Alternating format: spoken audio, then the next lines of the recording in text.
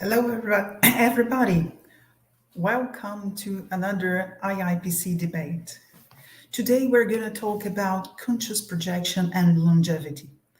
My name is Patrícia Barbosa, and I am a volunteer at IIPC, the International Institute of Projectiology and Conscientiology. Today, I have an immense pleasure to talk or interview Ana Paula Lage, which is a psychologist specialized in emotion intelligence and humanization in health with a master's degree in psychogerontology. She is volunteer of Conscientiology since 1991, became instructor in 1994, a penta practitioner and a verbetographer. She is from Belo Horizonte, Brazil, and has lived in 5 countries publicizing Conscientiology.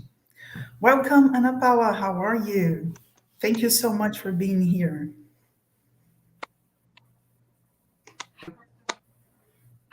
Patricia, I'm fine. And you? Thank you so much. First of all, I would like to thank you guys for the invitation, for participating in this, talk. And it's a pleasure. And thank you, team, working behind this talk runs throughout the afternoon. Okay, thank you. Okay. Well, in this live debate, Ana Paula will share some personal experience about her longevity, studies correlated to conscious projection. Okay, feel free, join the chat, put your questions there. Let's make it a pleasant and nice conversation. And Annabella, I'd like to start with a question, which is actually a curiosity, because you're still a young person, right?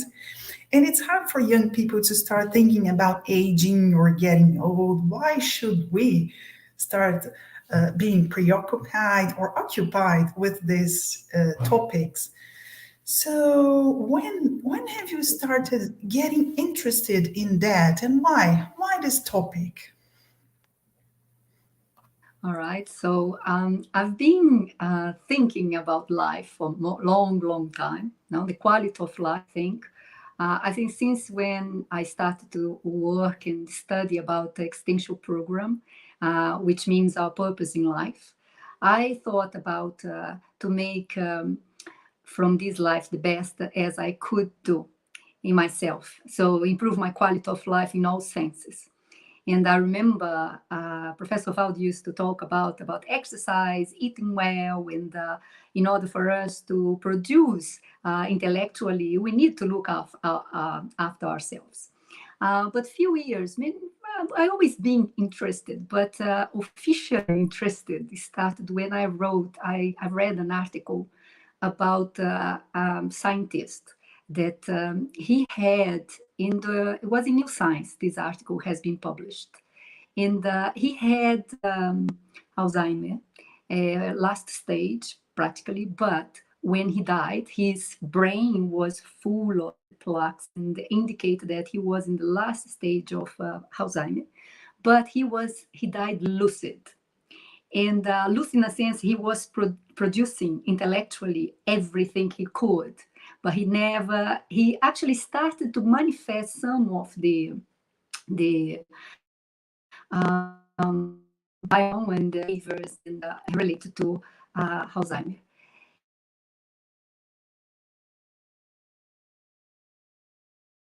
And that got it to work in a company, a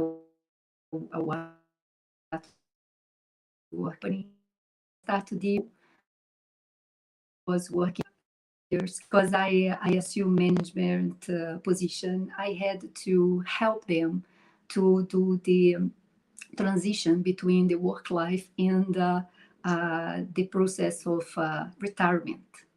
And I started to look at that and caught my attention how people were very dissatisfied and sad, looking like, my gosh, I'm going to die. And they always, some of them, they told me, I have friends that they are depressed after they left the job.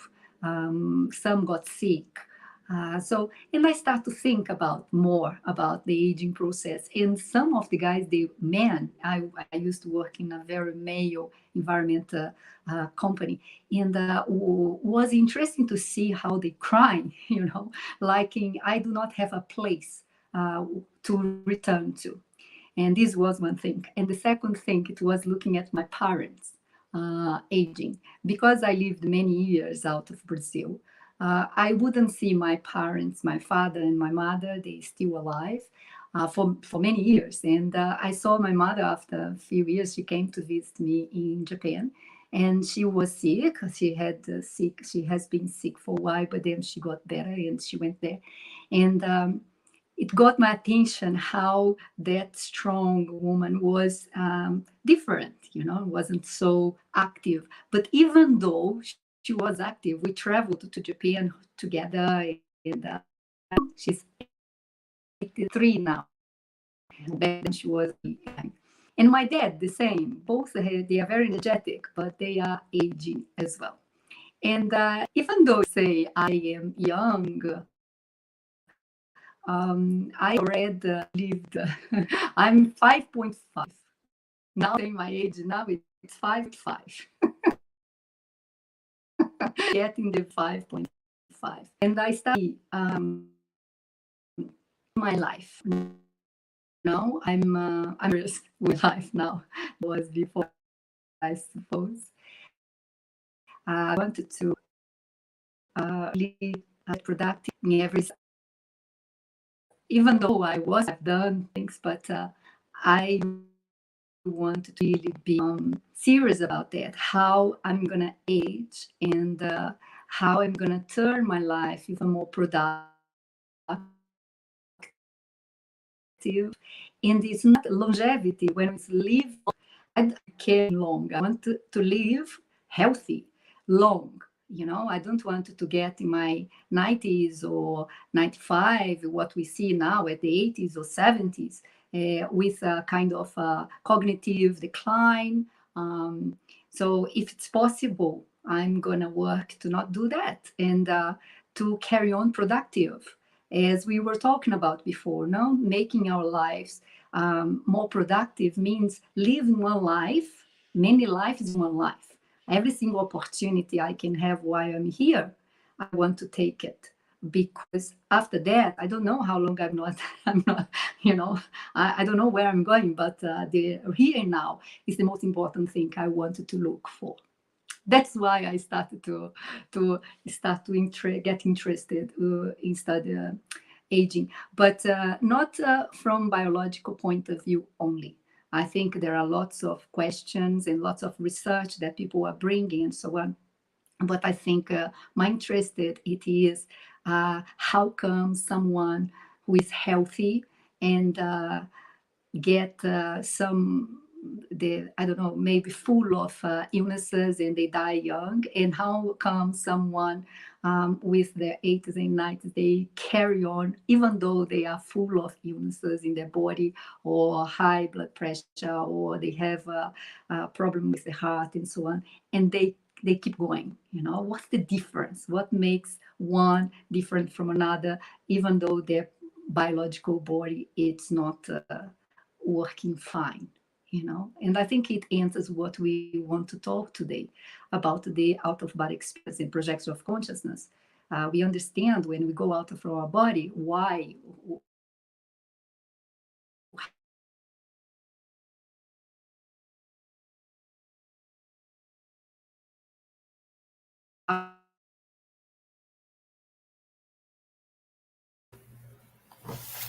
I think she's frozen a little bit, but I quite agree with Ana Paula. The interesting is to flip something and not only just focus on our health or biological health. And she mentioned some quite interesting topics, like you mentioned, Ana Paula, some quite interesting topics, like actually a lot of reasons that led you to study this subject, but some of them caught my attention, like Yes. existential program, right? So maybe people, when they have more Yes. lucid or more evolutionary life purpose. Maybe they have this inner strength and this more upgrade of energy to simply overcome the body difficulties and really to start looking at longevity or even the aging process with not so many conflicts, because especially in our society nowadays, aging is like, oh, a disease, and people avoid it the most they can. Now, you're dyeing your hair. We have a lot of plastic surgery. People tend not to talk about their ages, or when they do, they make jokes, and it's kind of a taboo topic. But how can you connect this Yes, it is. with lucid projection? For instance, there is a question here from Simone Sandi. Thank you, Simone, for joining us in this debate. And she asks you, Ana Paula, how does longevity influence conscious projection? Okay, so if we think the out-of-body experience, the conscious projection, as a phenomena where we go out from our body and we can perceive ourselves in another dimension, and we're going to see the conscious projection helps us to increase our self multidimensional consciousness. So, what does it mean? So, we go out from our body and we can become more conscious of who we are in the context we live if we are projected. And this kind of every time we go out, we have this experience. We remind us of our real nature, who we are. So I am not my brain, I'm not my physical body, I'm temporarily here, and I'm responsible for this body until the day I leave this body in a final projection. I'm responsible for that. But my real nature is consciential. So I think conscious projection, one of the things is this, it reminds us of our real nature. We are consciousness in evolution, temporarily in this physical body. Is that we go out from body and we have projection, we perceive energies, we start to enhance our other senses beyond the five senses that we have related to the physical body. We start to see our our reality.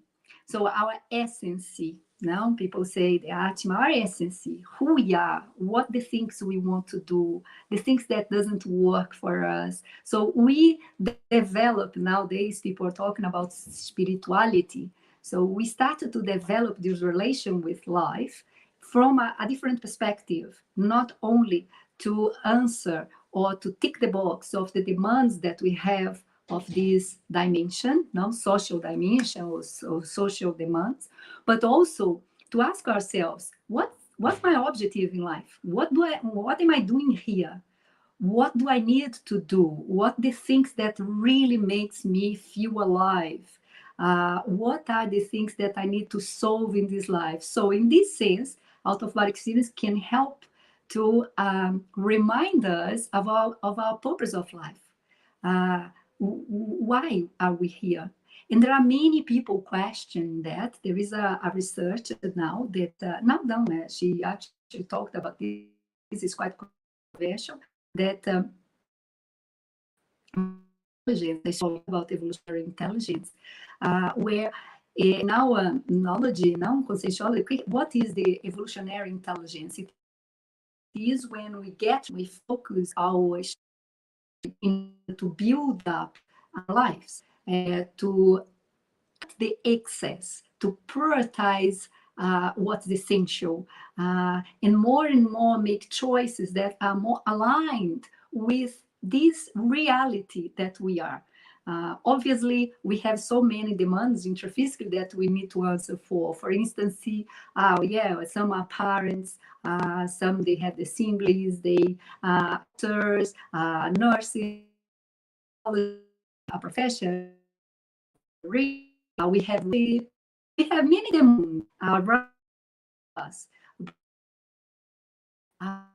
If we kind of in a big picture, it's like a theater.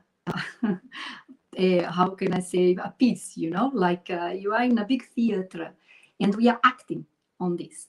Out of our experience can help us in this sense as well, to see that our lives has a more deeper meaning rather than only attend the cultural demands or the social demands, which are the materialistic demands. Like you were saying, now people don't want to think about aging. Do you know Brazil is the first the country that is the first position of cosmetic practice. So in the being the plastic surgery, the liposuction, the first one, the most done in Brazil. And also is the country that has consumption of appetizer, limit appetizer, to decrease the appetite. It's the first one. So people want to stop to eat in order to decrease the size of the body and so on. This is one of the things that it's quite important when you talk about longevity,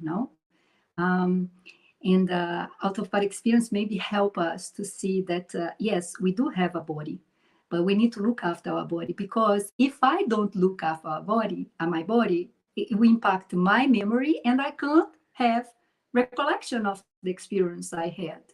And we can't say just, yeah, I had experience, but I don't remember. What's the point of having experience then? So I hope it's something that, to think about. Yeah, important thing to think about. And of course, sometimes we can even extrapolate and think, what about a consciousness without memory, right? And memory is another important thing, or a point that we should focus our attention while we are aging, right? Some people are not so preoccupied in their looks, but they're really preoccupied with their bodies and the ability to be productive. And you mentioned interesting things. Again, you talked about proexis and lucid projection, which is the interesting one, the conscious, the lucid, recollected projection, right? Can simply open our eyes to different dimensions. As you said, we are passing through this dimension. And it is interesting maybe to think about a more intra-consensual perspective to help people end these conflicts. Am I here or am I there?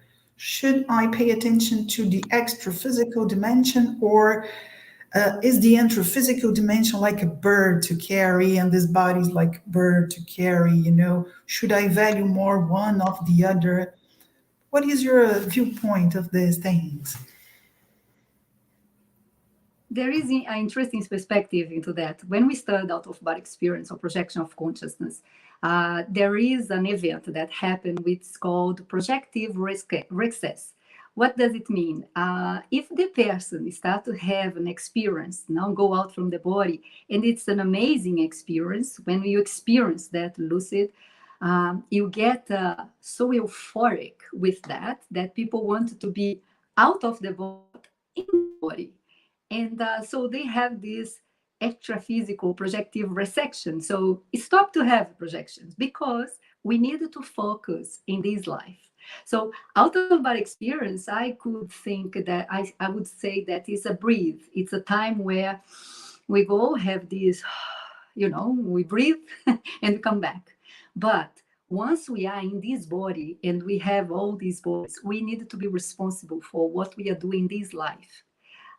It's very nice to have these experiences, the out-of-body experience. The parapsychism give us many experiences where we have an altered state of consciousness. Nowadays, there are lots of people investing in many substances to generate these altered states where people go beyond the manifestation in this dimension. For some things, it's all right. We observe that, we get to know ourselves, but we are here for a purpose. And if I am not looking after my physical body, I can't stay here. And so when we have this, I needed to look after the being astrophysically, I needed to, no, we are consciousness with 4 vehicles at this moment. physical body, and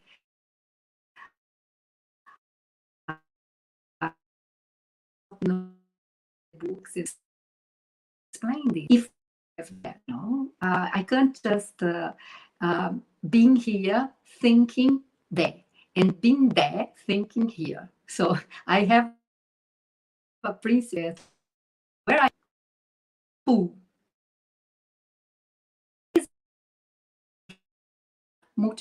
what principle of conscientiology, projectiology in relation to the out-of-body experience, the projection of consciousness. It helps us to get this sense of here and now multidimensionally. I'm here and now.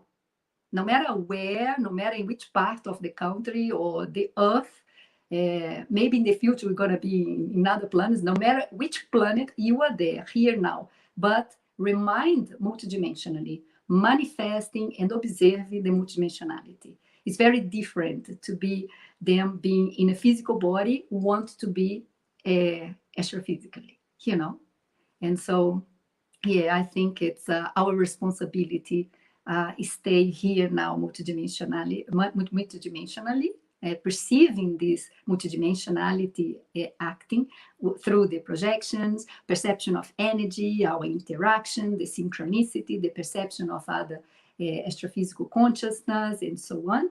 But remembering every day that we have a body that we need to look after, we have our emotions and our brain. That's the most noble organ we have. And you talked about memory. Without memory, without a brain, a functional brain, we can't fully manifest in this dimension. We do not fully manifest already because we have a restriction. But if we do not have our memory, how are we going to remember the experience we are having? Yes, very important, right? And it's a topic everybody's discussing because one of the symptoms of post-COVID syndrome is like the loss of short memory, right? A lot of healthy young people, doesn't matter the age, are experiencing that. So maybe people start paying more attention and, I don't know, value more the memory. Margarete Belli placed another question here, but before we answer Margarete's question, I'd like to say something, if you allow me, Ana Paula, about this life purpose that you were talking about and this idea of intermissive course. I think it's a very important idea. We're talking about memory. We're talking about remembering our extra physical experiences. And I think one of the most important things that we should start trying to remember in early age is our life purpose.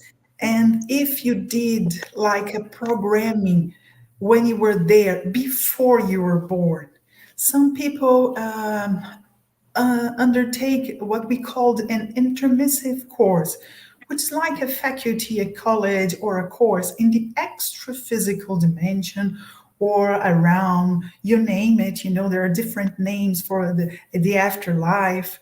But when you were there, not with this physical body, some people did this intermissive course and there they planned this intraphysical life. And sometimes these people have this stronger life purpose or like this call, or I have a goal, I have like a mission, I don't know what to do, I need to help people, I worry about the world's problem. I think about life not only here in our planet, but in cosmos, for instance. And if you're listening and watching this debate, uh, don't think you are alone. A lot of people, not the majority of humanity, but a lot of people did this intermissive course and have this inner urges. And I think that maybe one of these people has a different approach of this aging process. So here's the tip. Try to remember some parts of your intermissive course if you had some or not, right? Maybe you can have comment this, Ana Paula, with the question with Margarete Belli. Maybe you answer it and you get some comments with the intermissive course, and there we go. Thank you, Margarete, for being here with us. Well, is there an age limit to start learning and practicing conscious projection? Oh, that's a nice one.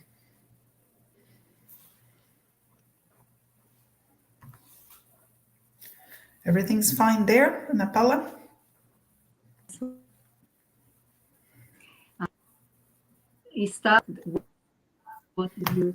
Yeah, can you hear me? I'm connected. Hear me? Okay, so can you hear? Okay, so I'm going to start answer your points and then enter with Margaret because they are related somehow. First, you talked about our intensive course and the extension program. Now, intensive course, as you said, the course we do, the preparation for this life.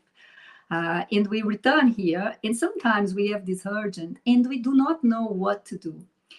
But we have these that tendencies, or we need that to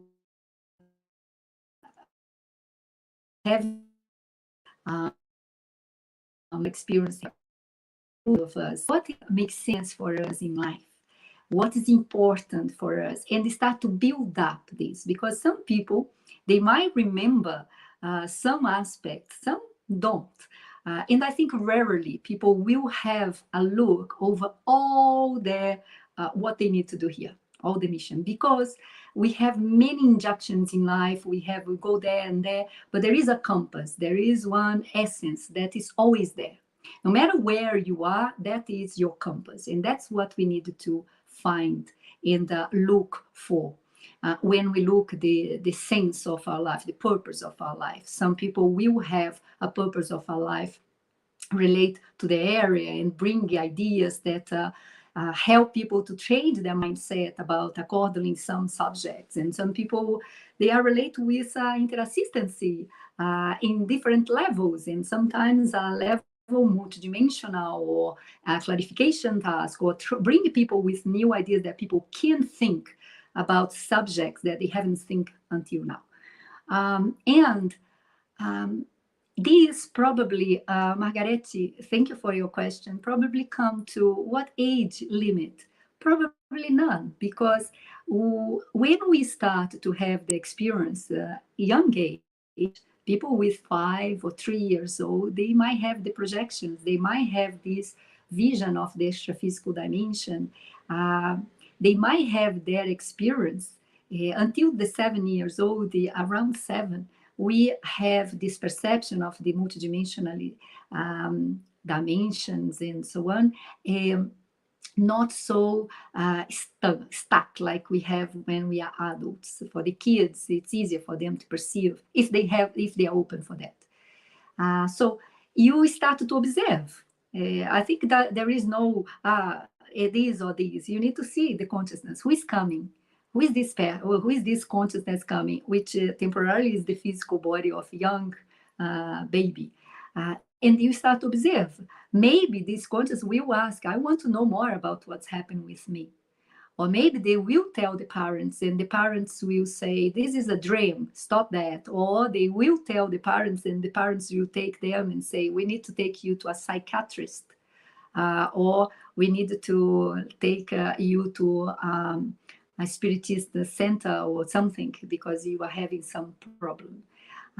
So I think the limit to and practice conscious projection, I think who is going to define it's the consciousness who is coming, because you might get some little one in the age of 9 or 7 or 10 who knows exactly what he's doing. He go out of the body, he remember everything, he saw grandpa, he saw the uncle that died years ago. He sees the intruder that, well, an example of that is Professor Valdo, no? The propositor of Conscientiology and Projectiology. By the way, we didn't mention the principle of disbelief, which is very important. We in our class do not anything important the principle of disbelief, because when we are producing knowledge through our experiences, that's when we start to understand the reality you are experiencing. So I can say many things, probably today, in 5 years or even more, less than that, I might change what I'm saying, because the experience I'm having, it's changing the perspective, the variable, or some aspects that I add through because my experience or maturity and so on. And so I invite you guys to use your discernment, your critical sense, see if there is a logic for you. And if there is a logic for you, bring to your life and experiment. If it doesn't, forget here.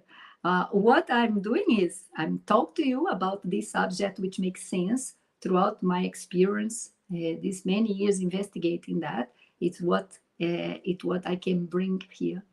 But it's not absolute truth, absolutely. And so use your critical sense about that. Very nice. You mentioned, Ana Paula, that you've been studying these for many years, conscientiology, and I also think that gerontology as well. From your perspective, because you have these two different fields of knowledge that you can combine. From your perspective as a researcher and then your own experience, have you ever perceived this aging process? Does it affect the lucid projection somehow, or does it affect the development of parapsychism? Because you mentioned the early stage of life, but what about the last stage? Could it be a preparation to enter the other dimensions? Because as far as I understand, sometimes we are multidimensional beings, but we need to switch from one dimension to the other. So I need to reborn, resumate, as we say, in order to come here to this intraphysical dimension. And to be in a more permanent state in the extraphysical dimension, I need to die. To discard this body, we better say to decimate, to discard the biological body. And during this period, we can try to learn to switch into dimensions temporarily using lucid projection as a tool. But during the aging process, is there any impact? Have you perceived that? Yeah, it might be, Patricia. Let's think. Throughout our lives, we do have many experiences. We suffer traumas, we suffer losses. It's the human nature. No consciousness will pass clean this experience. What the difference it is how each person will deal with it. So if we talk about the aging and the experience of out-of-body experience and keeping our parapsychism going and developing, we need constantly being recycling. We need constantly being in movement. And I'm not talking about physical movement, consciential movement. We needed to questioning our absolute truth that we gathering throughout our lives. You know, when something happened and you are certain that this is the way to go, or this is always happened to me. We need to get to let it go. Some of our traumas, some of our, even our weak traits. What are the weak traits? Our inexperienced traits. The strong traits. Sometimes we refer ourselves, I am always having problem with that or that. So it's important that we renew even our weak traits, our problems. If we are complaining about the same thing for the past 10 years, look out yourself, because you need to do something about it. So I think the preparation is one, being moving, recycling. Physically, no, sectarian life, I think it go against the projection. No out of body, no projection of consciousness or conscious projection will overpass the sectarian body. A body that doesn't move or eat food that it intoxicated itself will intoxicate our emotions, will intoxicate our energies, and we get stuck in this body. So why I'm talking about the movement? Because it's a physical body, it's getting a clean diet. Clean diet means that doesn't intoxicate our physical body, because we are already a long time here. We might have intoxicated our holotocene, or the set of thoughts and emotions we are producing. And this produce energy, and this dimension is energetic dimension. So we're going to get and going to get, talk about the out-of-body experience. There are three things we need to overcome. First, it's getting out of our body. Second, getting out of our room, because sometimes you have a project, but you are locked in your energy.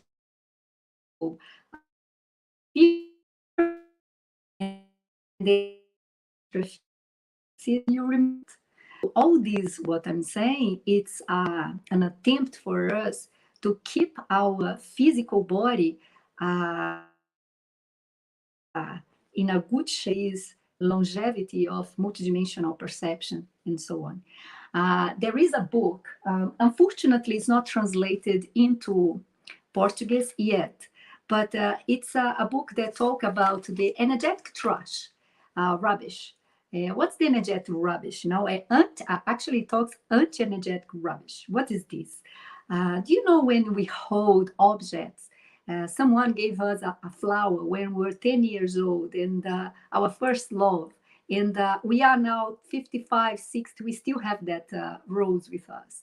Or photos, or letters, love letters, things that are attached emotionally. We are attached emotionally to that. Apart from attached emotionally, our energies is there. And that is creating a bubble, energetic bubble. So energetic rubbish, it's objects, ideas, emotions that we hold and that create this energetic bubble and hold us. So it's important we have an intelligence attachment and intelligent detachment, and to know where to let it go and to know what to hold. So I think this is so important, because in this book she talks about not only objects, but our ideas about us, our ideas about the world, our truth about the things that we've learned, knowledge that we had, 20 years ago, that we still hold in that knowledge with so many things happening new, will affect them, not only have our experience. So I think this is one of the things I could say that will affect our projection. Another thing is, we talked about a subject that is in the 90s. I love dedicated the years 90s. No, they dedicated to learn about brain. And one of the things that here people learned is the brain. We have neuroplasticity. Before we had the idea that the brain, we have the neurons and that's it. When we lost that, it's finished. It's not like that. What we are saying is most of the neuroscientists talk is about the neuroplasticity. But it's not that I'm learning new things. When I learn new things, I can generate the rearrangement of our neurons and new connections.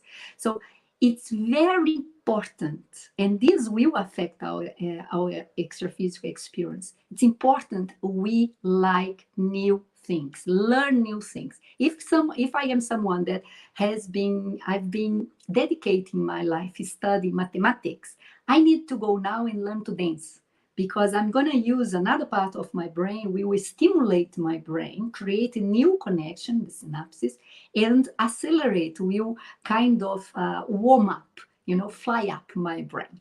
And this is important, because once I have my brain active, I can be out of my body and start and can have my memory, physical memory, helping for me to remember what I experienced. So this is one of the things that we need to think about, learning new things, not getting stuck in the analogy we have, but rearrange things. And that's what we are seeing now. People return to university, or people in their 80s writing books, things inside of the areas or different areas. I think now we're going to see more and more of that. So. Yeah, we hope so, right? And this is everything to do with Tiago's question. And here's the invitation. What about learning to develop parapsychic phenomena while aging? And here's Tiago's question. Uh, are there any other phenomena that people develop or lose with their aging process? Have you ever studied this, Ana Paula? Not necessarily about that specifically, but see, our parapsychism, it's an ability as a consciousness that we have to deal with a more subtle bodies. So even though our body is aging, it's our physical body who is aging. It's our physical body that passed through the process of death, not other bodies. And so when we talk about learning about this subject in later life, what's late life? If we talk about evolutionarily process, never late. If I have 2 hours, 3 hours, usually I talk with some of my clients that it's never late. If you wake up for some things and you want to learn that for the body that's got you, everything that within this dimension has relation, the things we learn, and this we take with us. It is there in our memory. And so we can learn that. I don't know that the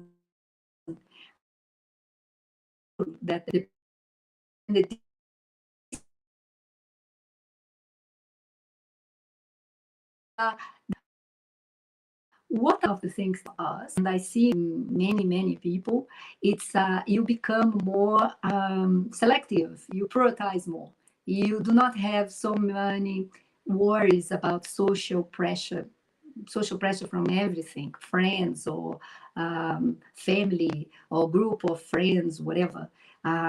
You become more selective. That's what I need to do. It's my responsibility in a sense. And then you can develop that. We talk about vibrational state. Vibrational state demand from us not only flexibility in our energetic body, but our emotions will affect that. And when we are passing through the process of maturity, and I would say physical, emotional, and intellectual maturity, we tend to have more cope mechanisms to deal with our lives. And this will help us to have more self-control and help to develop the energy as well. But at the same time, we're going to need to look after our body.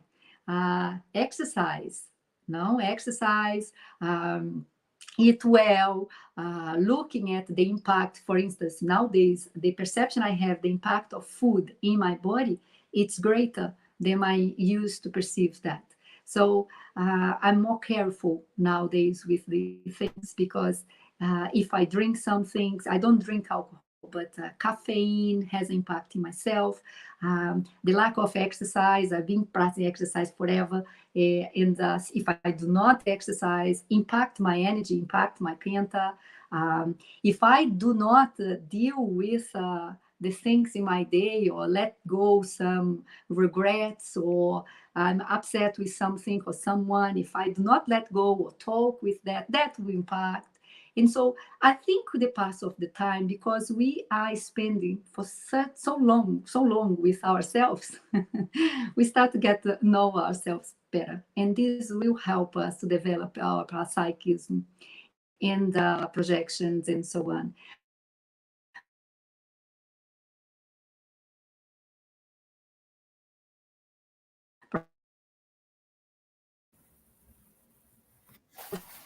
Professor Valdo proposed to repress and to have a map where we can kind of where I go or the techniques that help us to go deeper in ourselves. Because when Patricia talked about our intensive course, our purpose of life, the only person that knows this is us, and this is side of us. So we need to look in ourselves to get those answers.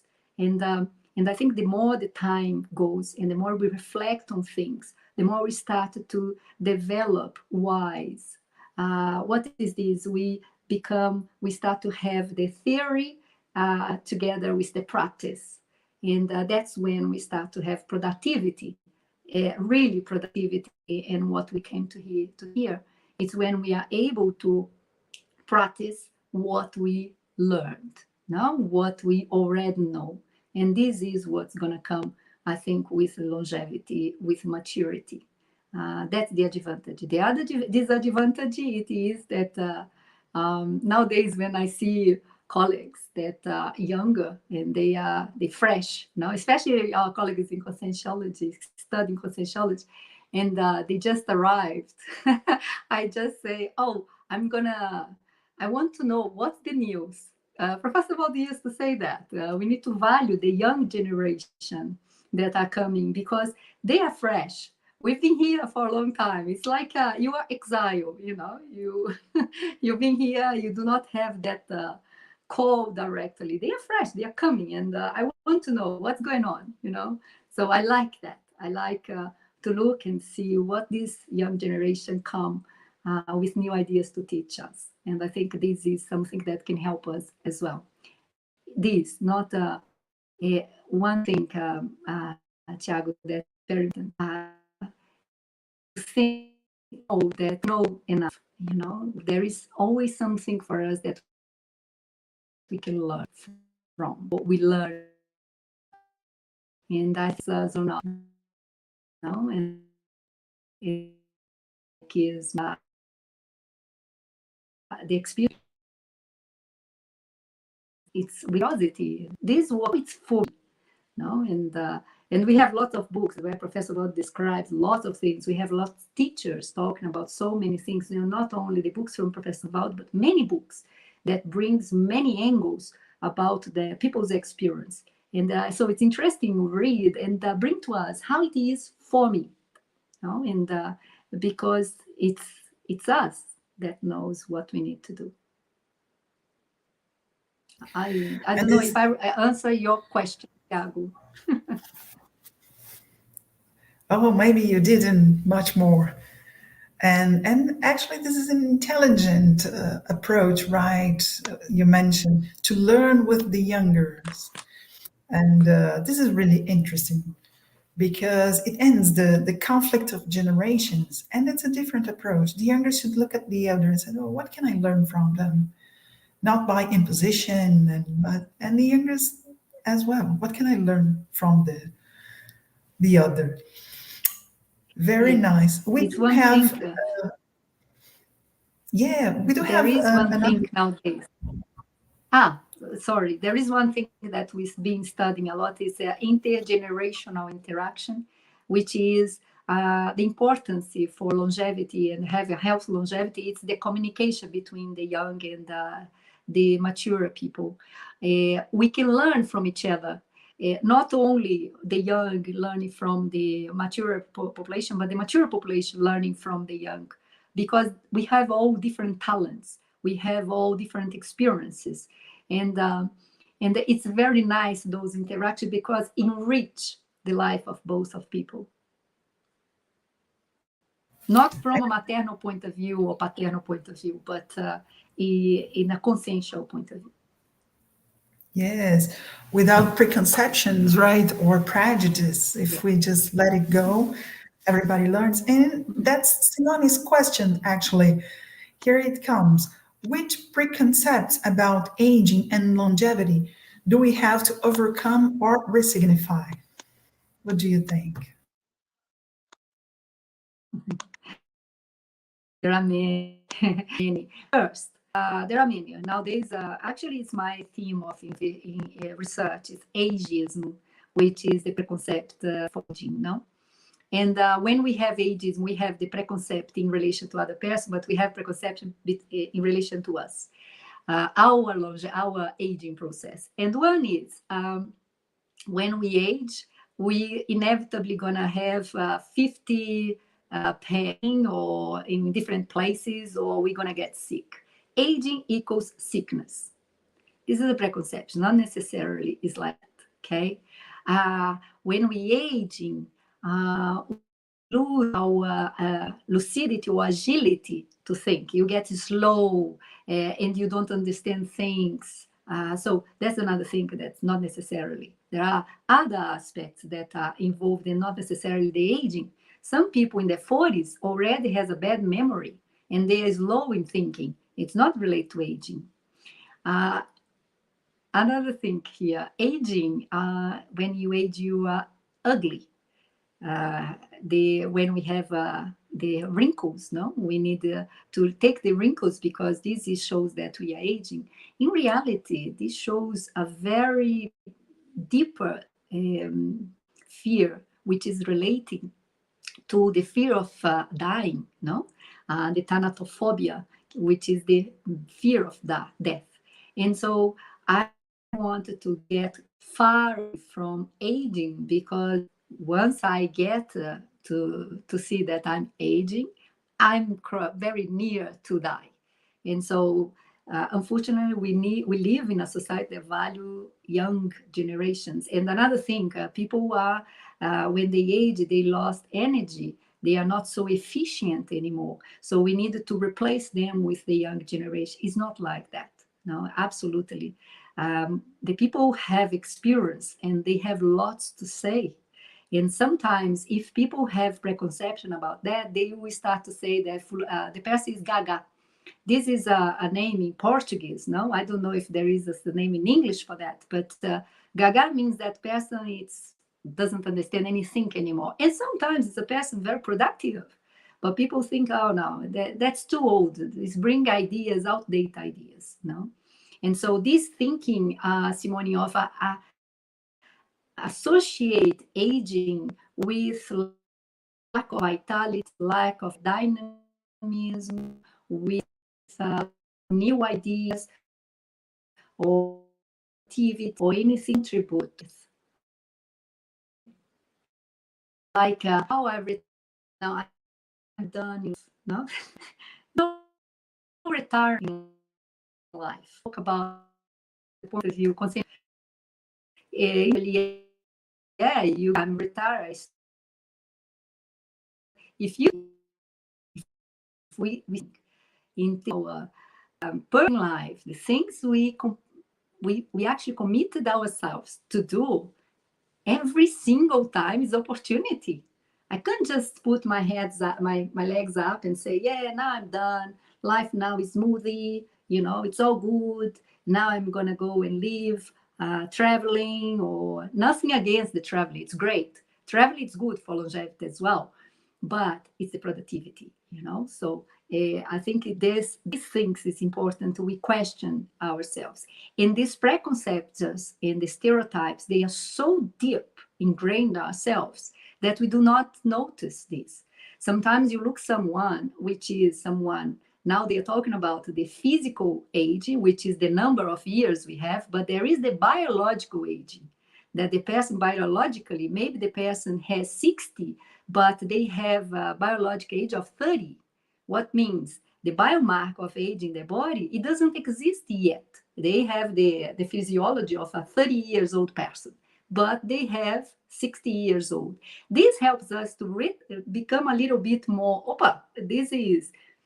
I needed to think about aging and a whole different concept, So it's very important for us to understand and become more relative about this, not an ageism I was going to mention. You look someone in certain age and the person says, oh, at the age, I always have this experience, and it's kind of, now I'm become more aware of that. Wow, you look good for your age. Why? I ask myself, let me ask you, what is the good for any age? How do you need to look for any age? And so those models, I think, Simone, every time we think about models and we think about generalization, we are feeding a stereotype, we are feeding preconception and discrimination. Every time we generalize, we are missing the point of seeing that person. Okay, you might look someone, the person is 70 in the paper, but they look like the 50s, and you think that the person is already looking after their grandchild, but the person is working in a non-profit organization, voluntary, and going around helping people all around the world, speak 5 languages, and now I dedicate that time to teach other people. So you do not have the model of who that person is. So I think that's the important thing. Every time we generalize, every time we think that that's a mainstream of things, we are missing the point. I think that's we need to resignify in our lives. Every time we start to put the words, everyone is like this, it's always like this, it's no. Each case is each case, you know. I think I can say that. No, each person has their own reality. No. So nice. And it maybe brings us to think about maturity or like different concepts of maturity. Because we can think about a consciousness maturity, which is way different from physical body maturity. Of course, sometimes the aging process leads us to resignify and overcome some things and have different approaches in our life. But we have a lot of, there is the opposite of it, right? Like a syndrome, like a lot of people are studying about the teenagers, the adult teenagers, you know, or we tend to bring back the old people to childhood, treat them like children, you know. And what do you think about maturity in general? Our final. So I think it's something to aim for. Yeah, I think it's something to aim for, Patricia. I think when we aim for maturity, it can't be just a maturity, physical maturity. It needs to go beyond that. Am I using my body maturely? Am I using the physical body in a way that's mature? You know, I'm burning the candles from both ends. Or I'm burning my body with neglecting my body in a sense. This is maturity, no? Emotionally, am I still dependent of people? Am I developing my emotions in a sense that I have autonomy? I have interdependence. I exercise my affection fully in relation to other people and so on. Now the research about aging is showing how important is the interconnection with people. Yesterday, I was reading an article, the research that they just released about the lack of a social relation with people can actually lead to dementia, can contribute for the person to develop dementia. The lack of exercise these social skills and interaction with people. There is a research in Harvard they talk about longevity and happiness, and they say if you have one person or that you count on, you all right. But it's important we have diversity of relationships that is enrich ourselves, and so this is an important thing as well. So we see that maturity intellectually. Am I still defending my own ideas with like a bulldog? You know that you know those there is one dog that you give and he doesn't let it go. You know, so am I defend my ideas like they are the absolute truth, and or am I opening my intellectual ideas to the words and come to debate and renew the conception I have about the world, about myself, about the things around me? So maturity, it's the objective of an endless evolution, I would say. So if we think about what's the objective of life, it is become more and more mature, become more and more in line with, we didn't mention that, but the an ethical, a cosmic ethic, you know, become more in line with the reality around us in a more broader and open eyes way. Sorry, I went over the top with this topic because I love this topic, but sorry. No, lucky of us. Unfortunately, we reached the end of our interview and our debate. It was a delightful topic, and thank you for your presence here, Ana Paula. And I'd like to invite you all to join our IIPC's monthly live debate. So stay tuned to our social medias, Facebook, Instagram, and to the YouTube channel. And I would like also to invite you to take part and the entrepreneurship conference or congress that we're gonna have. So let's face this, life is a big undertaking. We can just program it to have it in a more mature and to live with better goals. You can access more information and send an email for us, the international at the international at iipc.org. And Ana Paula, would you like to invite people as well for St. Isaac's event that's going to happen in August, the International Weekend?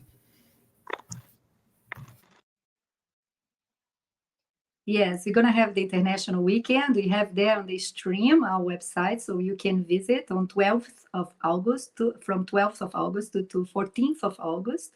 It's going to be online, full 100% online workshop, where we're going to have a gathering with the volunteers, instructor or not, that linked with Conscientiology or not, but and also discuss universalism and peace. And we have workshops, we have coffee and roundtable, discuss the themes, some of the themes we talked about here, but themes related to the universalism and peace around the world. I'd like to thank you guys for the opportunity to talk about this subject once again. That was great. See you next time, everybody. Bye-bye. See you guys. See you. Stay tuned.